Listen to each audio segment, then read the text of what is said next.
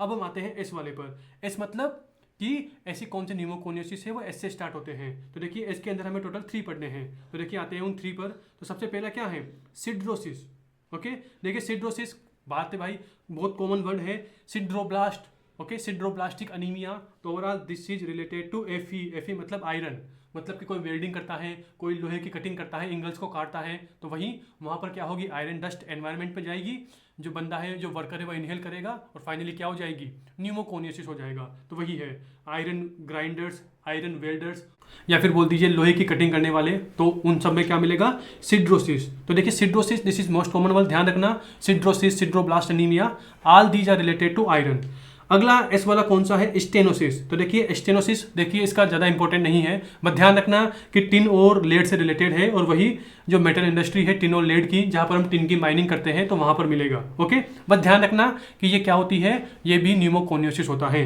अगला क्या है, सिलिकोसिस। देखिए इससे क्वेश्चन आया हुआ है, ये भी PYQ है।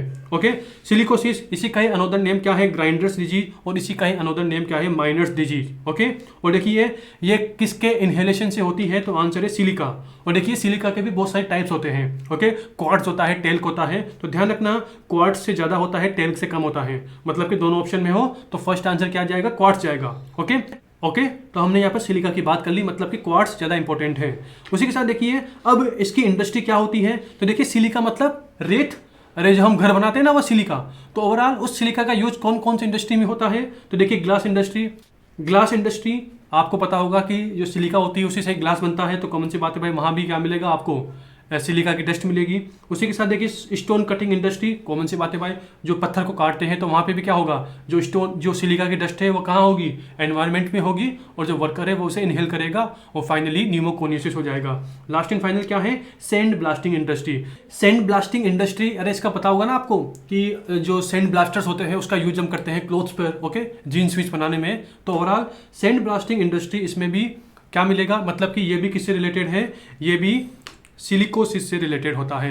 आई होप आप मेरी बात समझ गए होंगे। और देखिए लास्ट में मैंने यहाँ पर ना देखिए 2 सिंड्रोम लिख रखे हैं, एक है काप्लान सिंड्रोम, एक होता है इरास्मस सिंड्रोम। अब ये दोनों क्या है, देखिए बहुत कॉमन सी बात है, मतलब कि एनी न्यूमोकोनियोसिस, जितने भी हमने पढ़े ना, मतलब कि जितने भी हमने टोटल यहाँ पर 9 न्यूमोकोनियोसिस पढ़े, तो देखिए इन न्यूमोकोनियोसिस के साथ अगर हमको रूमेटेड आर्थराइटिस मिल रहा है, मतलब कि न्यूमोकोनियोसिस प्लस रूमेटेड आर्थराइटिस मिल रहा है, तो इसी कॉम्बिनेशन को क्या बोलते हैं, Kaplan syndrome. And pneumoconiosis plus हमें क्या मिल रहा है, सिस्टेमिक स्क्लेरोसिस, या बोल दीजिए स्क्लेरोडर्मा, तो इसी कॉम्बिनेशन को, इन दोनों के कॉम्बिनेशन को क्या बोलते हैं, इरास्मस सिंड्रोम। ओके,